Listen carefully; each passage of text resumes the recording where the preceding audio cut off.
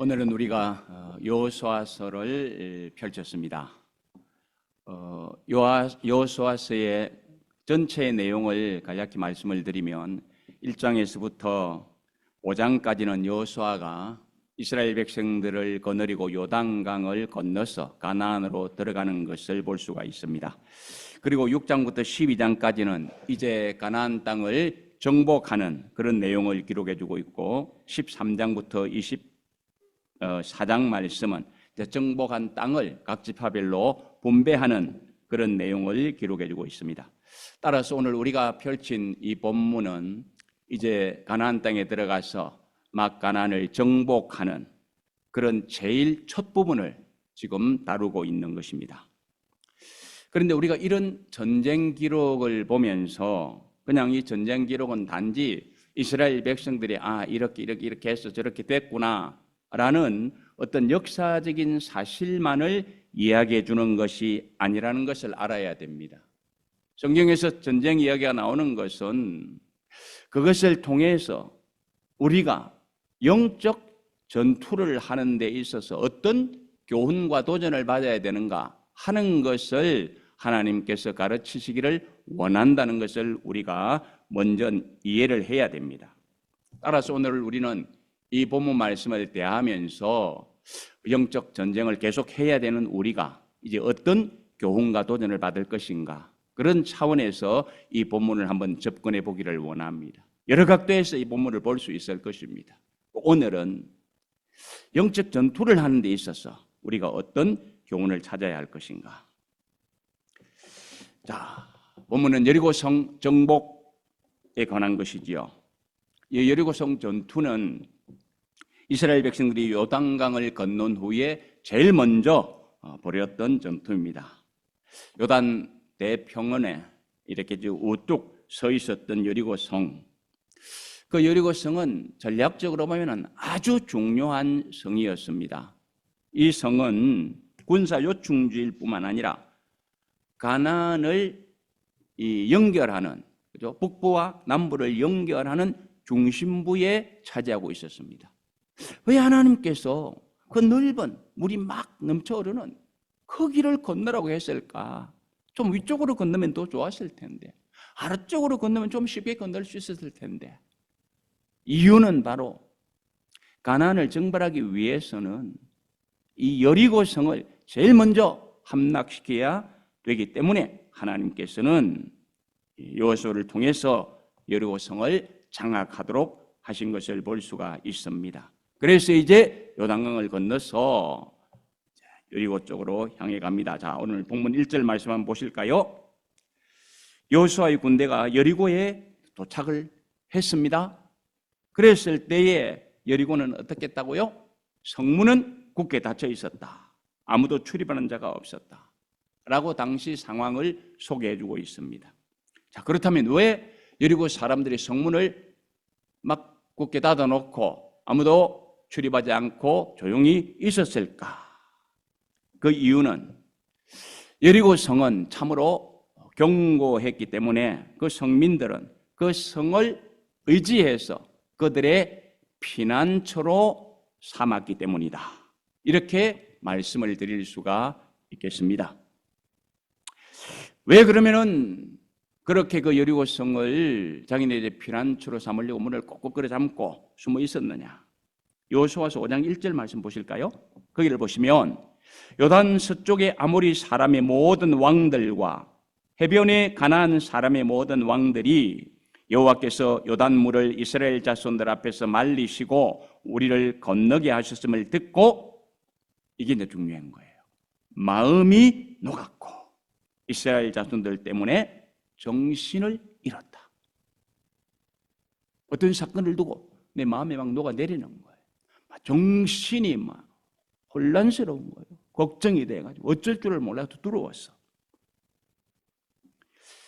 여리고 성민은 자기네들은 정말 안전하고, 그죠? 경관성에 살고 있다고 합니다. 그런데 이스라엘 백성들이 갑자기 그 철철 넘쳐흐르는 물을 그냥 쫙 갈라더니 마른 땅까지 건너가지고 자기네들 오는 거예요.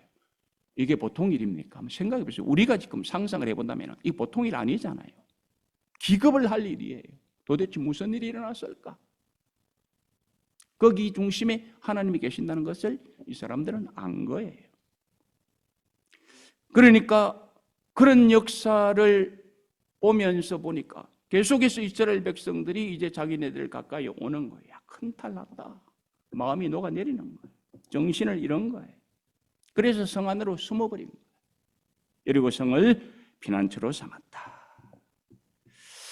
그러면 왜 여리고 성을 그들이 피난처로 삼을까? 두 가지 이유만 한번 생각해 봅니다. 하나는 여리고 성은 직접적인 군사 작전으로는 거의 공격 불가능한 그러한 성으로 쌓여 있는 천년 요새였다고 합니다. 가파른 경사지 정상 위에 위치하고 있었고 적들의 침입을 대비해 가지고 그 성벽에는 3 내지 4m 높이의 석조 장애물을 설치했다고 합니다. 그리고 그것을 본성의 중앙벽과 약 35도 각도로 경사지게 만들었다고 합니다. 이 성벽을 기어 오르려는데 3, 4m의 높이에 어떤 것들이 나온 것이 있고 그것도 경사지게 이렇게 내려왔기 때문에 그것 참 타고 올라가기가 쉽지 않겠죠. 따라서 그 가파르고 미끄러운 경사지 여러 장애물을 타고 올라가서 벽을 무너뜨린다는 것은 그냥 사지에 들어가는 것과 같았던 것을 알 수가 있습니다. 그러므로 여리고 사람들은 어느 누가 감히 이 성을 공격해 올라올 수 있을까 생각을 한 것이죠. 그래서 그들은 숨어가지고 이제 버티기 작전에 들어가는 겁니다. 왜 버티기 작전에 들어갈까요? 시간을 끌면 물론 이제 가까이 다가오는 이스라엘 백성들은 성 주변을 둘러쌀 겁니다. 그러면은 이제 시간이 흐르면 어떻게 됩니까? 주위에서의 사실을 알겠죠. 가난한 사람들이 원군을 이렇게 보내주겠죠, 그죠? 그러므로 이 여리고 사람들은 그것을 기다리는 것입니다. 그래서 마음이 높고 정신이 이런 이 성민들은 그냥 숨어서 빨리 이제 우리 동족들이 와서 우리를 좀 구해줬으면 좋겠다. 이런 생각을 하게 되었을 것입니다. 그리고 여리고 성민이 이 여리고 성을 피난처로 삼은 또 다른 이유는 여리고 성은 강하고 튼튼하고 견고했다. 지형적으로는 천년 요소뿐만 아니라 그 성벽은요 이중으로 되어 있었습니다. 이중으로 되어 있었는데 자, 그 이중으로 선 벽이 약간의 또 사이를 두고 있어요. 그러니까 바깥 외곽성을 무너뜨리면 또 안성을 또 무너뜨려야 됩니다. 이게 쉬운 일이 아니잖아요. 그러므로 여호수아서 2장 1절 말씀에 보면 여호수아가 이제 시딤에서 12정탐꾼을 보내는 그런 내용이 있죠. 죄송합니다. 2정탐꾼을 보내는 그런 내용이 있죠. 가서 그 땅과 여리고를 엿보라 이러는 말씀이 있습니다. 그런데 거기 그 말씀을 가만히 한번 보시기 바랍니다. 가서 그 땅과 여리고를 엿보라. 가나안 땅에는 많은 성들이 있잖아요. 그런데 특별히 여호수아가 지목하기를 여리고 성을 엿보라고 하는 것입니다. 이 엿보라는 것은 특별한 관심을 가지고 아주 잘 살펴봐야 된다라는 말씀입니다. 그처럼 그 성은 공격하기가 쉬운 성이 아니었기 때문입니다. 그러므로 여리고 성민은 여리고 성을 그들의 피난처로 삼을 만합니다.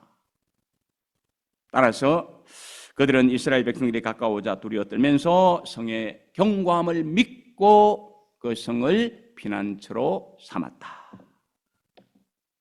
자, 그런데 여기에서 그러면 이제 우리의 삶을 이 말씀과 한번 연결시켜 보십시다. 오늘을 살아가는 우리들, 살아가면서 이런저런 일을 만나죠. 내가 생각지도 않은 일, 나에게 설마 그런 일이 있으랴 하는 일들, 문제들, 어려움들, 걱정거리들, 한숨 쉴 만한 것들, 이런 것들을 우리는 수시로 경험할 수가 있습니다. 그럴 때는 어떻게 합니까? 무엇을 피난처로 삼으려고 합니까? 무엇을 통해서 그것을 해결받으려고 합니까? 어떤 사람들은 물질을 의지할 수 있겠죠. 어떤 사람은 권력을 의지할 수 있겠죠. 어떤 사람들은 자기 지혜를 의지할 수 있을 것입니다. 어떤 사람들은 또 다른 신을 생각할 수도 있을 것입니다. 그러면서 이제 그 모든 어려움을 피하려고 할 것입니다. 그러면 그것들이 모두 무엇입니까? 자기의 피난처가 될 수 있는 거죠. 그러나 이런 것들이 정말 진정한 참된 피난처가 될 수 있을까요? 그럴 수 없을 것입니다. 왜냐하면 견고하다고 난공불락의 요새의 성이라고 그것을 피난처로 삼고 숨어버렸던 그 여리고 성민들도 여리고 성이 무너짐과 동시에 다 멸망당하더라는 것입니다. 그처럼 세상의 모든 것은 다 무너져 내릴 것이기 때문입니다. 자, 그렇다면 이제 여리고 성이 어떻게 무너질 것인가를 한번 보십시다. 본문 3절 말씀 보면 하나님께서 말씀하십니다. 모든 군사는 성 주위를 매일 한 번씩 돌되 엿새 동안을 그리하라. 방법이 좀 다르죠. 보통 전쟁하는 방법은 다릅니다. 4절에서 봅니다. 제사장 7은 7 양각 나팔을 잡고 언약궤 앞에서 나아갈 것이요 7째 날에는 그 성을 7번 돌며 그 제사장들은 나팔을 불라. 그리고 5절 제사장들이 양각 나팔을 길게 불어 그 나팔 소리가 너희에게 들릴 때는 백성은 다 큰 소리로 외쳐 부를 것이라. 아니, 칼을 들고 창을 들고 뭘 해라라는 말이 한 말씀도 없고 오히려 그냥 어떻게 하라고 합니까? 군사들이 줄지어 나가고 제사장들이 나팔 불면서 다니고 그 다음에 법궤 울러매고 다니고 전투하는 데 있어서 무기를 사용하라는 말씀은 한마디도 없어요. 자, 그런데 놀라운 것은 그 다음 말 그리하면 어떻게 된다고요? 그 성벽이 무너져 내리리니 백성은 각기 앞으로 올라갈 것이라. 생각지도 않은 방법. 그 방법을 사용해서 여리고성을 함락시키고 백성들은 그 성으로 올라가서 모든 것을 다 이제는 처단하라고 말씀을 하는 것을 볼 수가 있습니다. 따라서 이 여리고성 함락작전을 정리해보면 이렇습니다. 먼저는 무장한 군사들이 제일 앞서 나갑니다. 그 다음에는 이제 나팔 부는 7 제사장들이 나팔을 불면서 따라갑니다. 그 다음에는 법궤를 맨 4제사장을 비롯한 제사장들이 이제 가고 그 제일 뒤에는 나머지 군사들이 따라가고, 그죠? 군사, 나팔 제사장, 법궤 맨 제사장, 뒤에는 군사 이렇게 줄을 지어서 이제 계속해서 이제 어떻게 하라고요? 여리고성을 뱅뱅뱅뱅 돌아가고 합니다. 하루에 한 바퀴씩.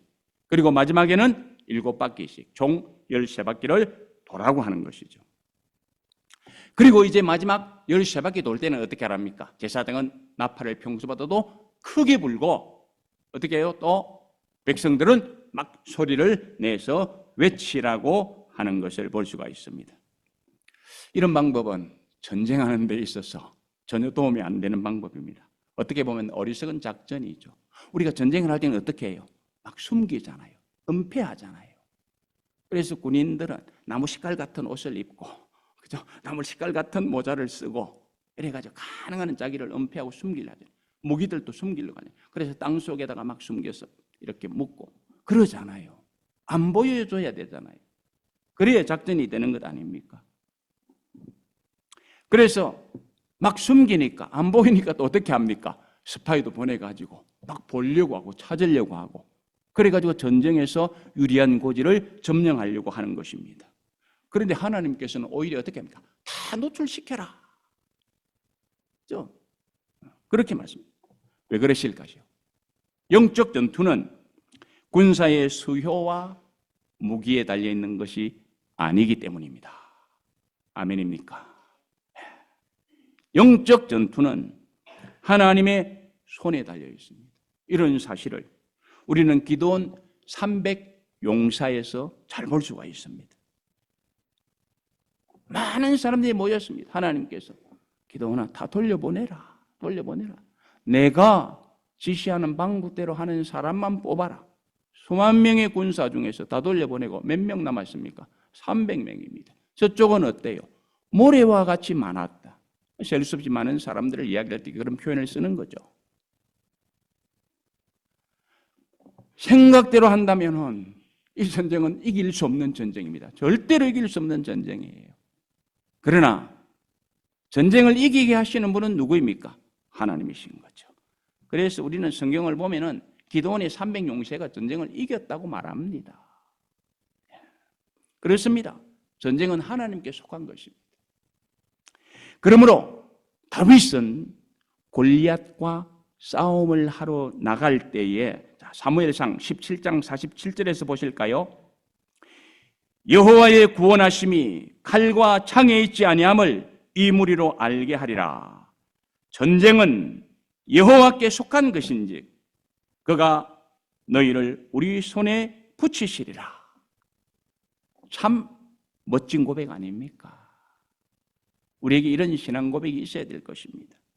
우리 영적 전쟁, 내가 이길 수 있는 것이 아니고 나와 함께 하시는 하나님께서 싸워주시기 때문에 이길 수 있다라는 이 고백이 있으면요, 우리가 무엇인지 감당해내지 못할 것이 없습니다. 주님 부르시는 그날까지. 그러므로 전쟁을 주관하시는 하나님께서는 이스라엘 백성들에게 말씀하시는 거예요. 모든 것 노출시켜라. 그리고 하루 한 바퀴 돌고 마지막 날에 7바퀴 돌아라.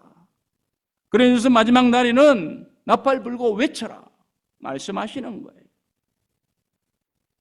그렇게 하면 생각으로 따진다면 위험한 짓입니다. 그러나 믿음으로 따진다면 전쟁은 하나님께 속하였기 때문에 그 하나님을 피난처로 삼으면 안전하고 승리가 있는 것입니다. 그래서 이스라엘 백성들은 우리가 이어지는 성경 쭉 읽어보면 어떻게 했어요?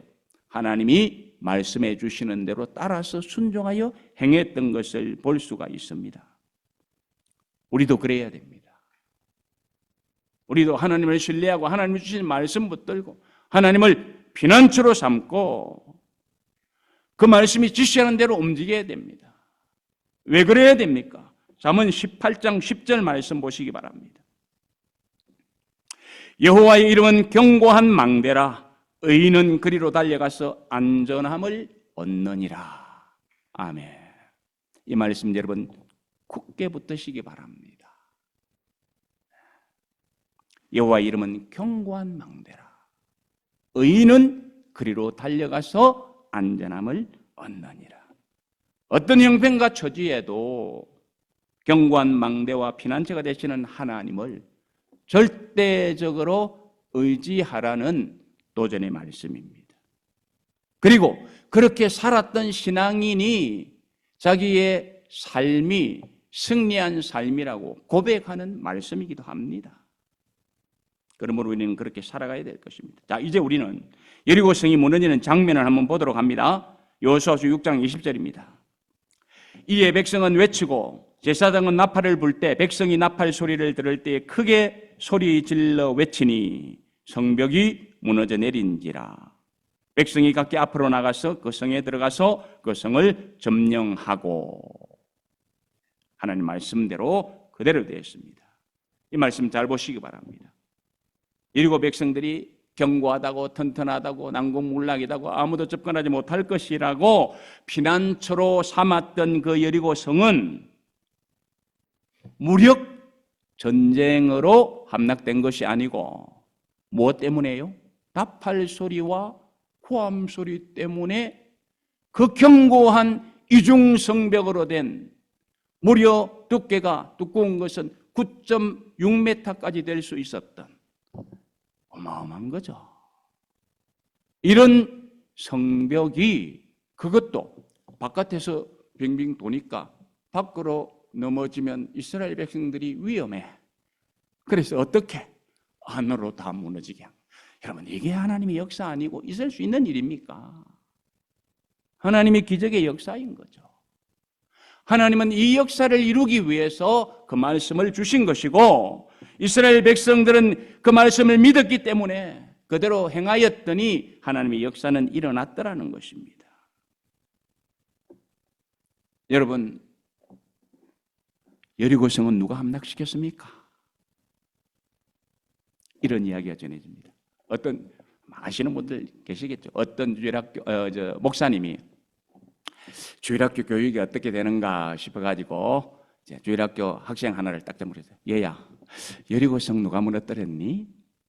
그러니까, 예, 목사님, 저 안 했어요. 저 몰라요. 그래서 주일학교 선생님을 만났대요. 목사 선생님, 내가 만나서 여리고성 누가 무너뜨렸냐고 물었더니 모른대요. 누가 그랬어요? 목사님, 저도 잘 몰라요. 이제 너무 황당해가지고 주일학교 부장 장로님을 만났답니다. 장로님. 여리고성을 누가 무너뜨렸냐고 주일학교 학생에게 물어도 잘 모른다고 하고 선생님이 물어도 몰라요라고 하는데 장로님, 누가 무너뜨렸어요? 하니까 장로님이 그러더랍니다. 목사님, 또 누가 말썽을 부렸네요? 에이, 그거 또 보수해야지 뭐. 목사님, 얼마나 드리면 될까요? 그랬다는 이야기가 있습니다. 지어낸 이야기겠죠, 그죠? 그런데 이 말씀 속에서 우리는 뭘 이해할 수 있습니까? 성경 좀 바로 알아야 된다라는 거예요. 그죠? 성경 좀 바로 알아야 된다. 여리고성을 누가 무너뜨렸느냐? 하나님께서 말씀하셨고 그 말씀을 들었던 이스라엘 백성들이 그대로 행동했고 그래서 나팔 불었고 고함 질렀고 그랬을 때에 하나님께서 무너뜨렸다. 우리가 구체적으로 이야기할 수 있어야 되는 거예요. 그렇게 이해할 때에 이 말씀을 우리의 삶에 적용시킬 수가 있는 거예요. 그래서 아마 그런 이야기가 만들어지지 않았을까 하는 생각을 해보게 됩니다. 나팔 소리와 고함 소리로 여리고성은 무너졌습니다. 자, 그런데요, 성경을 읽어보면 마지막 때에도 천사들의 나팔과 또 호령, 고함 소리, 나팔 소리와 고함 소리가 퍼질 때가 온다고 합니다. 데살로니가 전서 4장 16절 보실까요? 주께서 호령과 천사장의 소리와 하나님의 나팔로 친히 하늘로 쫓아 강림하시리니 그리스도 안에서 죽은 자들이 먼저 일어나고. 자, 호령과 나팔 소리로 우리 주님이 강림해 오십니다. 자, 그런데 또 계시록 8장 12절 말씀 보실까요? 넷째 천사가 나팔을 부니 해 3분의 1과 달 3분의 1과 별들의 3분의 1이 침을 받아 그 3분의 1이 어두워지니 낮 3분의 1은 비침이 없고 밤도 그러하더라. 무엇을 봅니까? 재림이 오실 때 나팔 소리, 함성 소리도 있을 것이지만은 또 그 종말 때에 천사도 나팔을 분다고 합니다. 나팔을 부니까 그 나팔 소리와 더불어서 어떤 역사가 일어납니까? 세상 것이 막 무너져 내리는 거예요.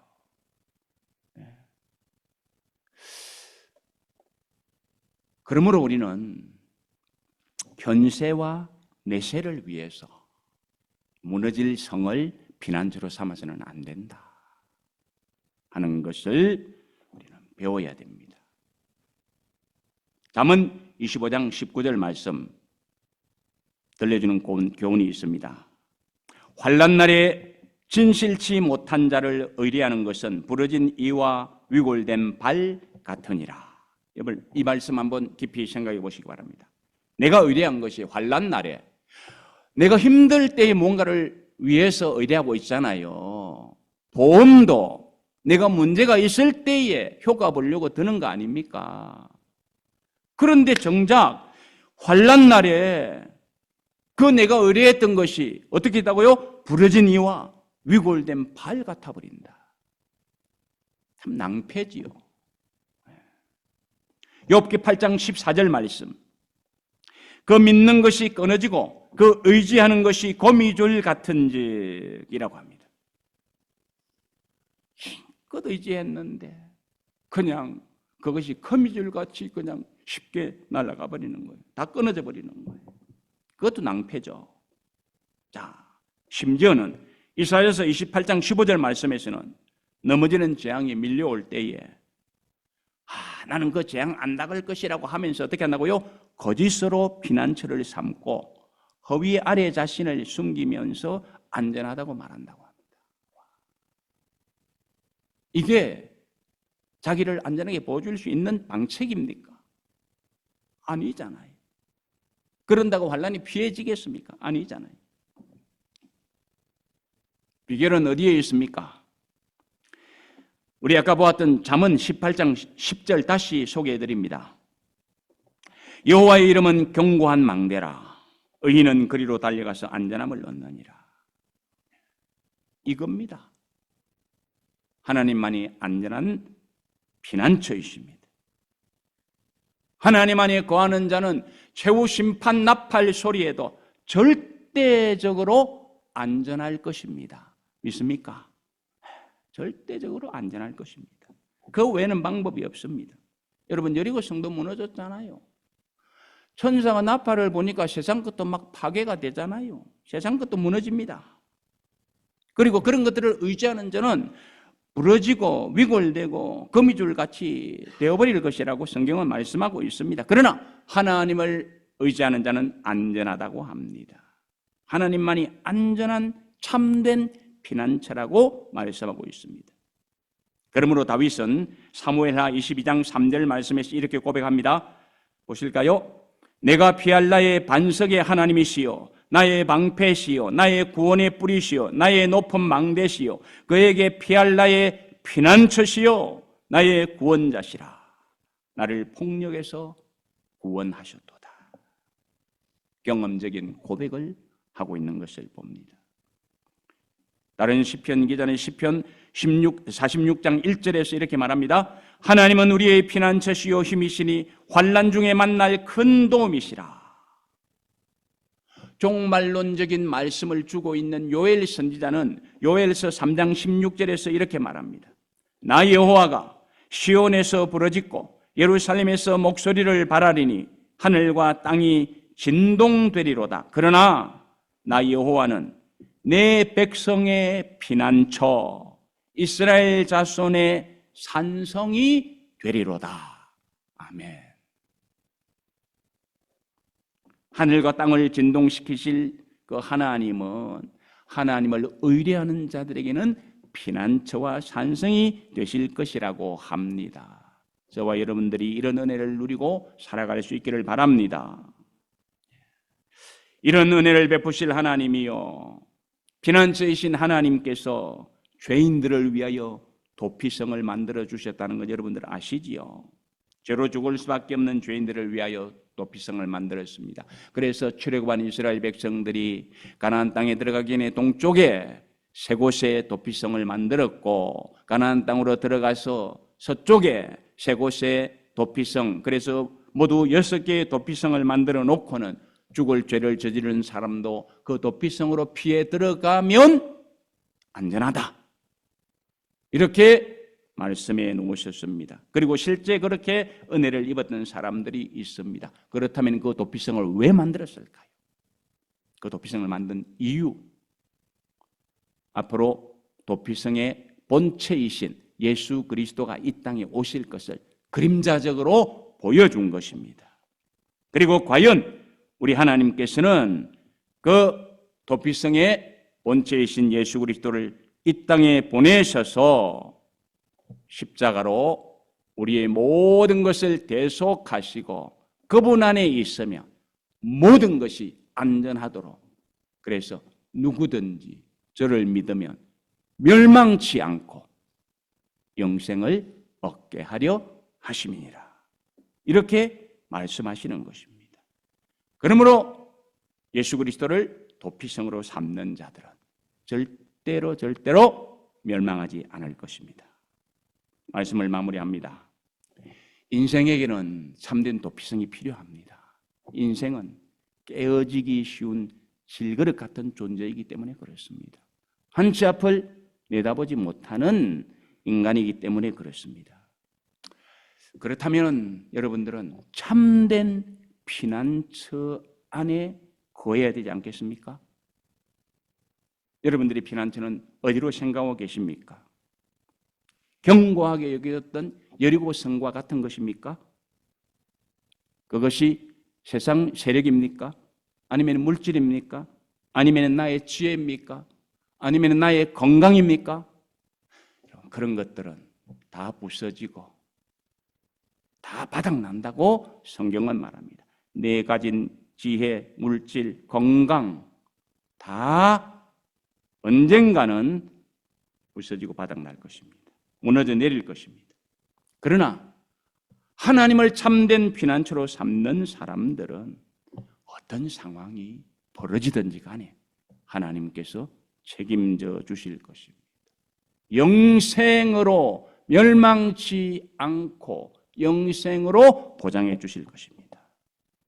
그러므로 우리는 영적 전투를 계속해야 되는데 가장 안전한 피난처, 하나님을 피난처로 삼고 살아가야 되지 않겠습니까? 여러분들에게 무슨 어려운 문제가 있습니까? 그것이 상황적인 어려움입니까? 아니면 물질적인 어려움입니까? 아니면 건강 때문에 어려움입니까? 아니면 자녀들 때문에 어려움입니까? 아니면 공 문제 때문에 어려움입니까? 중요한 것은 하나님과 예수 그리스도를 나의 피난처로 삼는다면 그 모든 것들은 극복할 수 있는 문제입니다. 이런 은혜를 누리시기를 주님의 이름으로 축복합니다.